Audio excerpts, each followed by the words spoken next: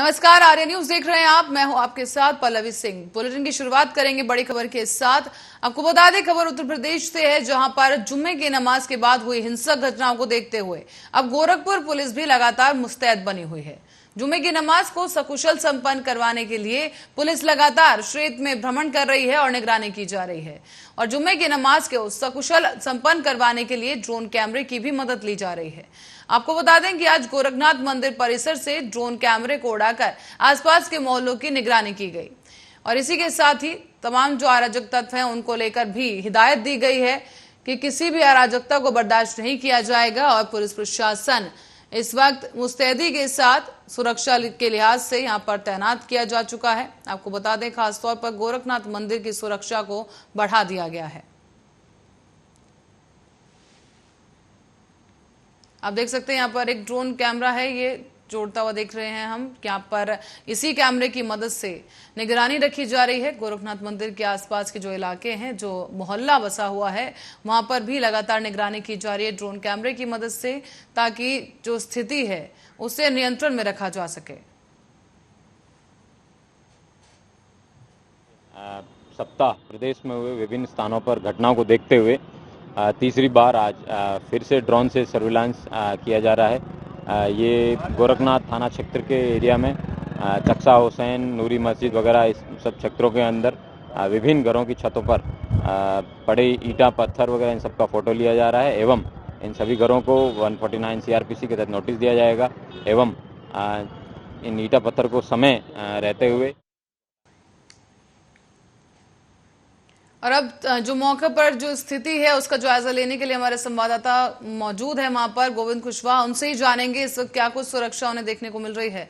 गोविंद, आपसे समझना चाहेंगे कि गोरखनाथ मंदिर के बाहर इस वक्त सुरक्षा के क्या कुछ इंतजाम है? देखिए, गोरखनाथ मंदिर की बात करें तो गोरखनाथ थाना क्षेत्र, तिवारीपुर थाना क्षेत्र के साथ ही कोतवाली थाना क्षेत्र में हॉट स्पॉट बनाए गए थे। कुछ ऐसे जगह भी चिन्हित किए गए थे जहाँ पे संवेदनशील मानते हुए यहाँ पे चौकसी बढ़ा दी गई थी। बात करें एसपीसीटी की तो एसपीसीटी के नेतृत्व में लगातार ड्रोन कैमरे से संदिग्ध स्थलों का निरीक्षण किया गया। हालांकि पहली बार निरीक्षण के दौरान 54 ऐसे घर मिले जिनके छतों पर ईंट पत्थर पाए गए और उनको नोटिस देकर इन पत्थरों को हटाया गया। कल गोरखनाथ मंदिर परिसर से ड्रोन कैमरे को उड़ाकर मंदिर के आसपास के क्षेत्रों का निरीक्षण किया गया। हालांकि इस दौरान कुछ ऐसे मकान मिले जिनके छतों पर ईंट पत्थर पाए गए थे और निर्देश दिया गया। आज जुमे की नमाज है। हालांकि पिछले शुक्रवार को, जो पिछला शुक्रवार था, उसके जुमे की नमाज को सकुशल गोरखपुर पुलिस ने संपन्न किया, लेकिन आज जुमे की नमाज को लेकर गोरखपुर पुलिस पूरी तरीके से मुस्तैद है। आप देख सकते हैं यहाँ पुलिस फोर्स लगा दी गई है। पुलिस फोर्स यहाँ मौजूद। तो आपको बता दें कि यहाँ पर हमारे संवाददाता ग्राउंड जीरो पर मौजूद हैं और वो लगातार पल पल की खबर दे रहे हैं हमें। और अब तक का जो मामला सामने आया वो ये है कि गोरखनाथ मंदिर के जो आसपास के इलाका है उसमें जो घर हैं उनकी छतों पर लगातार ड्रोन के जरिए निगरानी रखी गई और इस दौरान छतों पर ईंट और पत्थर पाए गए हैं। और इसी के लिहाज से पुलिस ने जिन घरों में ईंट और पत्थर ऐसे छतों पर पाए गए थे उन्हें हिदायत दी है और वहां से ईंट और पत्थरों को हटवा दिया गया है।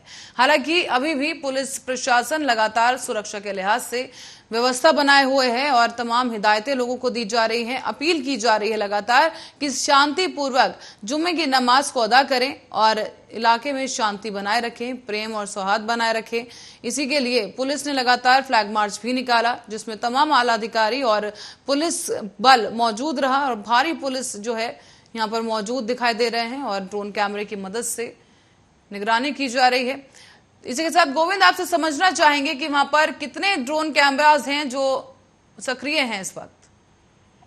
ये बात करें पुलिस विभाग की तो पुलिस विभाग के पास जितने भी ड्रोन कैमरे हैं उसको जुमे की नमाज के लिए लगा दिया गया था। बृहस्पतिवार को ही जुमे की नमाज को सफल संपन्न कराने के लिए ड्रोन कैमरे से निगरानी की जा रही थी। आज जुमे की नमाज है, ऐसे में गोरखपुर पुलिस प्रशासन चाह रहा है कि जुमे की नमाज को सकुशल संपन्न कराएं। इसको लेकर एहतियातन फ्लैग मार्च और रोड मार्च किया जा रहा है। पुलिस प्रशासन पूरी तरीके से मुस्तैद है, खुफिया एजेंसी भी पूरी तरीके से मुस्तैद है। और ड्रोन कैमरे की बात करें तो ड्रोन कैमरे में लगातार ऐसे घर चिन्हित किए गए थे जिनके छतों पर, जो मकान है उनके छतों पर ईंट पत्थर पाए गए थे। हालांकि इनको वहां से हटवाया गया और निर्माण कार्य को, जिसके घर निर्माण कार्य होना था, उनको हिदायत दी गई कि अगर निर्माण कार्य भी तो आप अपने छत पर ईंट पत्थर उठा के नीचे रख दीजिए। तो ड्रोन कैमरे की मदद से लगातार ऐसे घर चिन्हित किए जा रहे हैं जिनके छतों पर ईंट और पत्थर पाए जा रहे हैं। जी तो गोविंद, क्या अब तक वहां पर इस तरह की कोई अराजकता देखने को मिली है या किसी तरह की ऐसी अप्रिय घटना अभी तक हुई है वहां पर? जी, गोरखपुर की बात करें तो गोरखपुर में कोई भी अपराध घटना नहीं हुई है। यहाँ पे हिंदू मुस्लिम जो है सौहार्द बना के रह रहे हैं। यहाँ पे कोई भी ऐसी बात नहीं हुई है, कोई भी सौहार्द बिगाड़ने का कार्य नहीं कर रहा है। यहाँ पे स्थिति पूरी तरीके से शांतिपूर्ण है। जी जी गोविंद, आपसे समझना चाहेंगे जो खासतौर पर मस्जिदें हैं उनके बाहर क्या कुछ पुलिस के इंतजाम है और क्या चेकिंग भी की जा रही है इस दौरान वहां पर? इस शहर की बात करें तो शहर में 3 थाना क्षेत्र ऐसे हैं जिनको संदिग्ध मांगा गया था, स्क्वाड यहाँ बनाए गए थे और इनके मस्जिदों के बाहर पुलिस फोर्स तैनात कर दी गई थी। जनपद की बात करें तो जनपद में ऐसे मस्जिदें हैं जहाँ पे पुलिस फोर्स नहीं तैनात है, एहतियातन कुछ पुलिस है, लेकिन कुछ ऐसे जगह चिन्हित भी किए गए थे जहाँ हॉटस्पॉट था। पे पुलिस पूरी बाकायदे मुस्तैद है और वहाँ पे पेट्रोलिंग भी कर रही है। पुलिस के साथ ही पीएससी के जवान को भी वहाँ तैनाती दी गई है। जी जी, और आपसे गोविंद ये भी समझना चाहेंगे क्योंकि अग्निकांड जो है, अग्नि वीर को लेकर जो है वहां पर भी युवाओं को लेकर प्रदर्शन जारी है, तो क्या इस तरह से युवाओं का प्रदर्शन भी गोरखपुर में देखने को मिला है? क्योंकि देश के कई हिस्सों में प्रदर्शन जारी है इस वक्त। जी बिल्कुल बिल्कुल। अग्निपथ के जो जवान थे, युवा थे, उन्होंने प्रदर्शन किया। जो कालेसर पॉइंट है अब उन्होंने जाके लखनऊ गोरखपुर हाईवे जाम भी किया था। हालांकि सूचना मिलते ही मौके पर पुलिस और जिला प्रशासन पहुंचकर किसी तरीके से मान मनोबल कर युवाओं को मनाया, स्थिति सामान्य हुई। हालांकि ये जो बिहार की जो बात करें, बिहार में जो ये प्रदर्शन हो रहा है वो उत्तर प्रदेश से धीरे धीरे गोरखपुर भी आ गया है। गोरखपुर में भी कल युवाओं ने जमकर प्रदर्शन किया। उसका साफ तौर पर किया था केंद्र सरकार जो अग्निवीर है इस योजना को वापस ले, इसको लेकर युवाओं का विरोध हुआ था। हालांकि पुलिस ने समय रहते विरोध को कर दिया। जी तो गोविंद, क्योंकि यहाँ पर कई तरह के प्रदर्शन देखने को मिल रहे हैं, एक तरफ रोजगार के लिए युवा प्रदर्शन कर रहे हैं, एक तरफ इस तरह का प्रदर्शन सामने आ रहा है जो इससे पहले भी काफी हिंसक हो चुका था, तो क्या और भी पुलिस बल आने की संभावना जताई जा रही है या फिर स्टैंड बाय में पुलिस की कितनी टुकड़ियां इस वक्त मौजूद हैं गोरखपुर में? जी पुलिस की बात करें तो पुलिस के लिए डबल चुनौती है। एक तरफ जुमे की नमाज सकुशल संपन्न कराना है, वहीं अग्निवीर जो युवा है वो भी विरोध प्रदर्शन कर, इसको लेकर उत्तर प्रदेश में पूरी तरीके से अलर्ट है और पुलिस के साथ ही अतिरिक्त टुकड़ियां भी मंगा ली गई है क्योंकि अब युवा जुमे की नमाज है, तो इसको देखते हुए पुलिस पूरी तरीके से मुस्तैद है। अब पुलिस के लिए डबल चुनौती है, इसको लेकर अतिरिक्त पुलिस भी बुलाई गई है। जी तो क्या अग्नि पथ को लेकर किसी तरह का प्रदर्शन अभी तक वहां पर देखने को मिला है अगर आज की बात की जाए? हालांकि रक्षा मंत्री राजनाथ सिंह की तरफ से बयान सामने आ गया है और उम्र को 21 से अब 23 कर दिया गया है। जी मैं आपको बिल्कुल बताना चाहता हूं, कल गोरखपुर में प्रदर्शन हुआ था लेकिन आज स्थिति पूरी तरीके से सामान्य, कहीं से भी कोई प्रदर्शन की सूचना नहीं अभी तक आई है। हालांकि आगे क्या होगा ये समय बताएगा, लेकिन गोरखपुर में कल युवाओं ने जमकर प्रदर्शन किया था और उनका साफ तौर पर कहना था केंद्र सरकार इस योजना को वापस ले। हालांकि आज पूरी स्थिति सामान्य है। जुमे की नमाज को सकुशल और अग्निपथ में जो विरोध चल रहा है उसको भी देखते हुए गोरखपुर का पुलिस पूरी तरीके से मुस्तैद है। जी गोविंद, क्योंकि जब पिछली बार प्रदर्शन हुआ उत्तर प्रदेश के कुछ हिस्सों में तो ये भी कहा गया कि बाहर से कुछ लोग यहाँ पर पहुंचे और उपद्रव मचाया गया, तो उस लिहाज से जो बॉर्डर एरियाज हैं अगर बात करें उत्तर प्रदेश की, तो क्या वहां पर किस तरह की सुरक्षा है या शहर में आने जाने वालों को लेकर क्या कुछ पुलिस चेकिंग अभियान चला रही है, उसके बारे में भी जानकारी दीजिए। की बात करें रेलवे स्टेशन की, बस स्टेशन की, तो यहाँ पे अतिरिक्त पुलिस बुलाई गई है और बाकायदे उनकी चेकिंग भी की जा रही है कि आप कहाँ से आ रहे हैं, बिहार के रहने वाले या अन्य प्रदेश के रहने वाले हैं, तो उनकी भी चेकिंग की जा रही है। बारीकी से चेकिंग करने के बाद ही उन्हें भारत में या गोरखपुर में या किसी अन्य जनपद में प्रवेश दिया जा रहा है। तो कुल मिला कर कहें जो अन्य प्रदेशों से आने वाले हैं उनकी भी चेकिंग तेज कर दी गई है। जी और इस वक्त क्या कुछ माहौल है वहां पर? अगर गोरखपुर मंदिर की बात की जाए तो जो श्रद्धालु मंदिर पहुंच रहे हैं दर्शन के लिए, क्या उन्हें भी चेकिंग की प्रक्रिया से गुजरना पड़ रहा है? क्या चेकिंग की जा रही है उनकी भी? जी बिल्कुल, गोरखनाथ मंदिर में पहला जो गेट है वहीं से चेकिंग चालू हो जाती है। बाकायदे महिला हो या पुरुष हो, महिला पुरुष जो भी कांस्टेबल है ये एक एक लोगों को बाकायदे चेक कर रहे हैं, चाहे वो पर्स हो चाहे उनका जेब हो, तो एक एक लोगों को चेक करने के बाद ही अंदर मंदिर में प्रवेश दिया जा रहा है। जी क्या कोई बैरिकेड्स वगैरह भी अभी लगाए गए हैं गोविंद, सुरक्षा के इंतजाम जी बिल्कुल बैरिकेड लगाए गए हैं। पहले 2 द्वार थे, एक द्वार पूरी तरीके से बंद कर दिए गए हैं, एक ही द्वार खुले हैं और वहां से ही श्रद्धालु अब मंदिर में प्रवेश करेंगे। तो कुल मिलाकर कहें मंदिर की सुरक्षा भी कड़ी कर दी गई है। जी गोविंद, कैंपियरगंज से अभी भी खबर आ रही है कि बस को तोड़कर उसमें आग लगा दी गई है, इस पे क्या कुछ अपडेट है? किस तरह का वो प्रदर्शन है और किस लिहाज से वो प्रदर्शन किया जा रहा है? ये आपको बताना चाहता हूँ, सूचना मिली थी कि कुछ युवा वहां पे प्रदर्शन कर रहे थे। हालांकि पुलिस पहुंच गई है, पुलिस का कहना है कि कोई घटना नहीं हुई है, लेकिन अभी कुछ देर में स्थिति पूरी तरीके से खुलकर सामने आ जाएगी। पुलिस का कहना है कि ऐसी कोई बात नहीं थी, ये एक दुर्घटना है, लेकिन कुछ देर में सामने आ जाएगी। जी चलिए गोविंद, बहुत बहुत धन्यवाद आपका इस जानकारी के लिए। हम चाहेंगे आप नजर बनाए रखें वहां पर, क्या कुछ परिस्थितियां बदलती हैं या किस तरह की सुरक्षा को लेकर आगे का दिन गुजरता है। बहरहाल अब रुक करेंगे अगली खबर की ओर। गोरखपुर में फिलहाल काफी सुरक्षा का इंतजाम है, लगातार पुलिस भी मुस्तैदी के साथ कार्य कर रही है और अराजक तत्वों पर खासतौर पर नजर बनाई गई है। और खबर है आगरा से, जहां से इस वक्त की बड़ी खबर आपको बता दें, जहां पर युवाओं का अग्निपथ के विरोध में दूसरे दिन भी प्रदर्शन लगातार जारी है। बता दें कि आगरा के ग्वालियर मार्ग पर जमकर उत्पात मचाया गया और आगरा ग्वालियर मार्ग को जाम कर दिया गया है। इस दौरान पथराव भी किया गया और पुलिस की गाड़ी को तोड़ दिया गया है। इस दौरान आपको ये भी बता दें कि पुलिस भी रवाना हुई और आगरा मलपुरा क्षेत्र के बाद गांव के पास की यह घटना है। तस्वीरें आपको ताजा वहां से दिखा दें कि आप देख सकते हैं यहाँ पर ईंट और पत्थर पड़े हुए हैं, पुलिस पर पथराव किया गया, पुलिस की गाड़ी तक को नहीं छोड़ा गया और पुलिस की गाड़ी क्षतिग्रस्त कर दी गई है। यहाँ पर पुलिस खुद सड़क पर से पत्थर और ईंट हटा रही है। आपको बता दें कि लगातार अग्निपथ को लेकर युवाओं में आक्रोश है और इसी आक्रोश को व्यक्त करने के लिए जिस तरह से व्यक्त किया जा रहा है वो काफी निंदनीय है।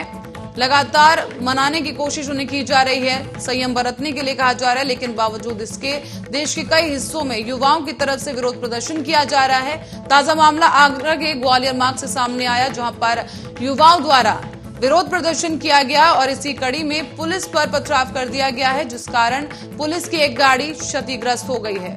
तस्वीरें आप देख पा रहे हैं कि यहाँ पर पुलिस विभाग मौजूद है, पुलिस ने भी सेफ्टी गैजेट्स पहने हैं, लेकिन बावजूद इसके पथराव किया गया पुलिस पर। आवागमन भी इससे प्रभावित रहा, लेकिन पुलिस मौजूद है और युवाओं को वहां से खदेड़ दिया गया है। लेकिन इसके बावजूद सड़क पर इस वक्त काफी ईंट और पत्थर मौजूद देखे जा सकते हैं।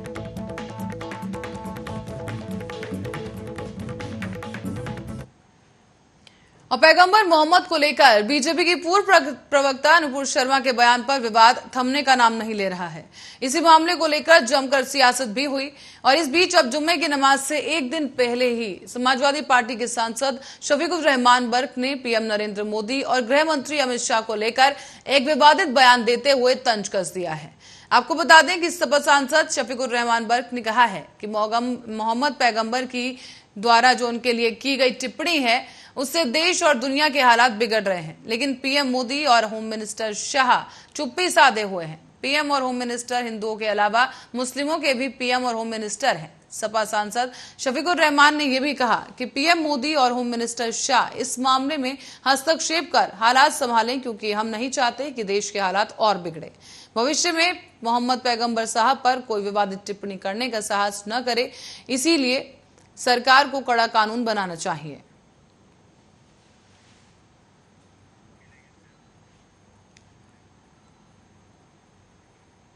और इस बीच कोलकाता के 6 इलाकों में सीवेज के पानी की वजह से पोलियो वायरस मिला है। यहां पर आपको बता दें कि लगातार निगरानी की जा रही है और वर्ल्ड हेल्थ ऑर्गेनाइजेशन के पूर्वी क्षेत्रीय कार्यालय और कोलकाता नगर निगम के अधिकारी कुछ मापदंडों के आधार पर 6 पॉकेट की अनुचित गटर सीवरेज सुविधा को खोले और खुले में शौच की प्रवृत्ति के उच्च दर की निगरानी कर रहे हैं। इस बीच मोटिया ब्रुज के अलावा 5 अन्य क्षेत्र भी ऐसे हैं जो चिन्हित किए गए। यहाँ पर श्यामलाल लेन, वर्ल्ड विजन स्कूल क्षेत्र और धापा, लॉन्ग गेट, महेश तला और नगर, ऐसे कई इलाके हैं जहां पर वायरस का पता चला है। आपको ये भी बता दें कि इसके अलावा केएमसी अधिकारियों ने यह भी पता लगाने के लिए अतिरिक्त उपाय अपनाने का फैसला किया कि क्या क्षेत्रों में कोई पोलियो पीड़ित है। केएमसी के तहत सभी 144 वार्डों के पार्षदों को पोलियो पीड़ितों की पहचान करने के लिए खुद के एक बुनियादी ढांचे का उपयोग करने के लिए निर्देशित किया गया है। इसी तरह के निर्देश केएमसी क्षेत्र के थानों के प्रभारी अधिकारियों को भी भेजे गए। इस बीच राज्य के स्वास्थ्य विभाग ने कुछ ऐसे जिलों की भी पहचान की है जहां 19 जून से विशेष पोलियो टीकाकरण अभियान चलाया जाएगा। इनमें से कुछ जिले हावड़ा, हुगली, दक्षिण 24 परगना, उत्तर 24 परगना और उत्तर दिनाजपुर, मालदा और मुर्शिदाबाद शामिल हैं, जहां सभी सरकारी मेडिकल कॉलेजों और अस्पतालों को निर्देश दिया गया कि वो वहां पर भर्ती सभी इम्यूनिटी डेफिसिट बच्चों को स्टूल टेस्ट करवाएं और प्रारंभिक अवलोकन सीवेज के पानी में पोलियो वायरस के अस्तित्व के पीछे 2 संभावनाओं का संकेत देते हैं। सबसे पहले किसी पोलियो प्रभावित बच्चे के मल के गटर का पानी मिल जाने की वजह से ये संभावना रहती है और दूसरा पोलियो के टीके के उसी पानी में मिलने की संभावना है। पश्चिम बंगाल में आखिरी पोलियो पीड़ित बच्चे का पता 2011 में कोलकाता से ही चला था और अब 2014 में WHO ने भारत को पोलियो मुक्त राष्ट्र घोषित कर दिया था।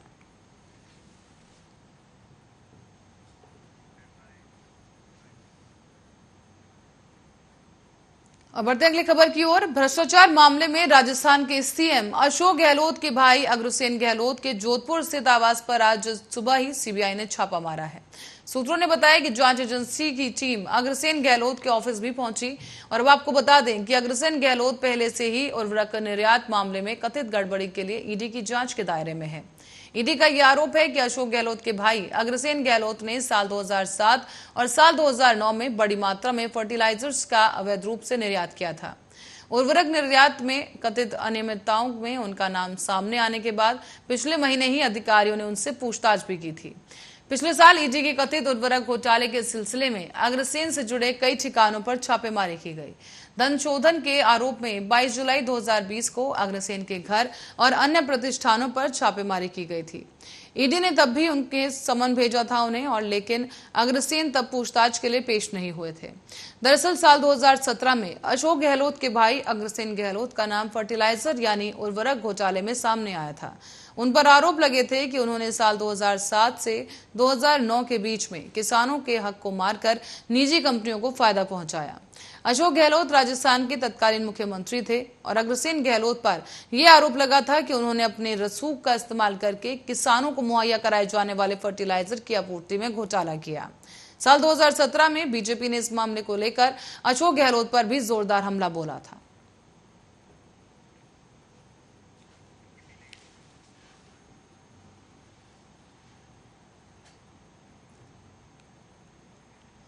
और इस बीच दिल्ली के मंत्री सत्येंद्र जैन और उनके सहयोगियों के ठिकाने पर ईडी ने छापा मारा है। राष्ट्रीय राजधानी दिल्ली में और दिल्ली के कई क्षेत्रों में कई स्थानों पर यह कार्रवाई जारी है और बताया जा रहा है कि कम से कम 10 आवासीय और व्यावसायिक स्थानों पर ईडी की टीम की कार्रवाई चल रही है।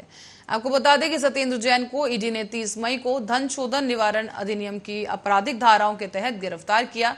फिलहाल सत्येंद्र जैन न्यायिक हिरासत में है और जमानत याचिका पर सुनवाई में मंगलवार की सुबह ही ईडी की तरफ से additional solicitor general SB Raju और सत्येंद्र की तरफ से वरिष्ठ अधिवक्ता हरिहरन ने पक्ष रखा था। विशेष न्यायाधीश गीतांजलि गोयल ने दलीलें सुनने के बाद फैसला सुरक्षित रख लिया और याचिका 9 जून को दाखिल की गई थी। इस पर अब फैसला शनिवार को आएगा। हालांकि मंगलवार की सुबह 11 बजे ही सत्येंद्र जैन की जमानत याचिका पर सुनवाई हुई। परिवर्तन निदेशालय की तरफ से additional solicitor general SB Raju और सत्येंद्र जैन की तरफ से वरिष्ठ अधिवक्ता हरिहर ने अपना पक्ष रखा। दोनों पक्षों को सुनने के बाद राउज एवेन्यू कोर्ट ने जमानत पर फैसला सुरक्षित रख लिया है और ये याचिका 9 जून को दाखिल की गई थी। कभी आम आदमी पार्टी का हिस्सा रहे कवि कुमार विश्वास ने जैन की याददाश्त जानने पर ट्वीट किया है। भारत रत्न वही केंद्रीय मंत्री अनुराग ठाकुर ने भी तंज कसा और ठाकुर ने यहां पर सीएम अरविंद केजरीवाल से पूछा कि ऐसे व्यक्ति को उन्होंने मंत्रिमंडल में कैसे बना रखा है। केंद्रीय मंत्री ने यह भी पूछा कि हिमाचल के प्रभारी के रूप में जैन लोगों को कैसे याद रखते। 30 मई को गिरफ्तार किए गए जैन अभी न्यायिक हिरासत में हैं।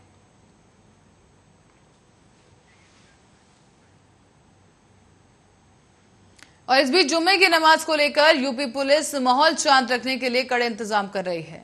साथ ही साथ संवेदनशील इलाकों में ज्यादा फोर्स लगाई गई और कई इलाकों में ड्रोन की मदद से निगरानी भी जारी है। संवेदनशील जगहों पर वरिष्ठ अफसरों की ड्यूटी चप्पे चप्पे पर लगी है, जो कि सीसीटीवी में तैनात भी किए गए। उपद्रव वाली जगहों पर ड्रोन कैमरों से निगरानी की जा रही है और यूपी में पीएससी के 132 कंपनियां तैनात की गई। उपद्रव वाले इलाकों में आरएएफ भी यहां पर मदद कर रही है और मार्च की जा रही है। पिछले शुक्रवार को दरअसल प्रयागराज समेत 9 जिलों में बवाल हुआ था। कानपुर, प्रयागराज समेत कई शहरों में पुलिस का फ्लैग मार्च और धर्मगुरुओं से शांति स्थापना में सहयोग की अपील की गई है।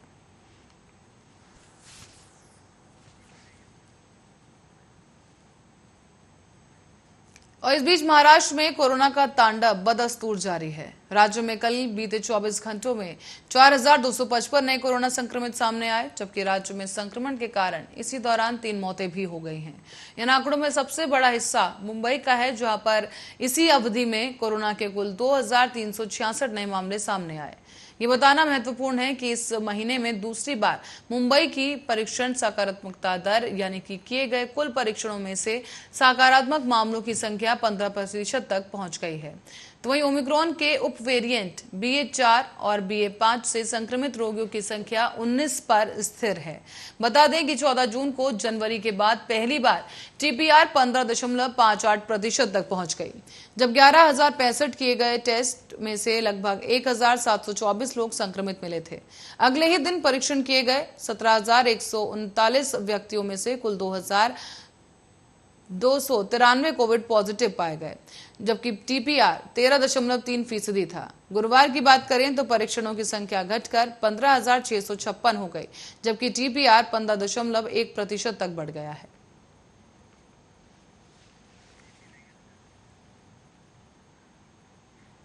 और खबर फतेहपुर से है, जहां पर योगा को बढ़ावा दिया जा रहा है। जनपद में अमृत योगा सप्ताह के अंतर्गत कार्यक्रम आयोजित किए गए। इस दौरान रिजर्व पुलिस लाइन में अमृत योगा सप्ताह कार्यक्रम आयोजित हुआ, जहां पर पुलिस अधीक्षक फतेहपुर के साथ साथ सभी लोगों ने एक ड्रेस कोड में मैदान में योग का अभ्यास किया है।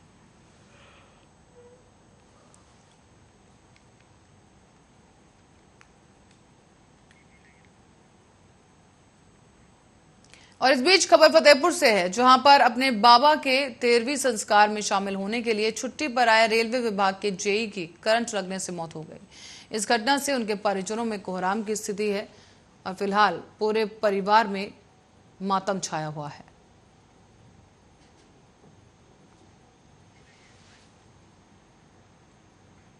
और अब बढ़ते हैं अगली खबर की ओर। बदायूं से खबर सामने आई है, जहां खेत पर चारा काटने गई महिला की सांप के काटने से मौत हो गई। दरअसल उसैत थाना क्षेत्र के ग्राम निताई नगला का यह मामला है, जहां पर महिला अपने खेत पर पशुओं को चारा लेने गई थी, लेकिन इसी दौरान महिला को एक सांप ने काट लिया, जिसके बाद महिला की हालत खराब हो गई। इस बीच परिजनों ने सांप काटने का हर संभव इलाज भी करवाया, लेकिन महिला प्रेमवती को बचाया नहीं जा सका और इस दौरान इस महिला की मौत हो गई है।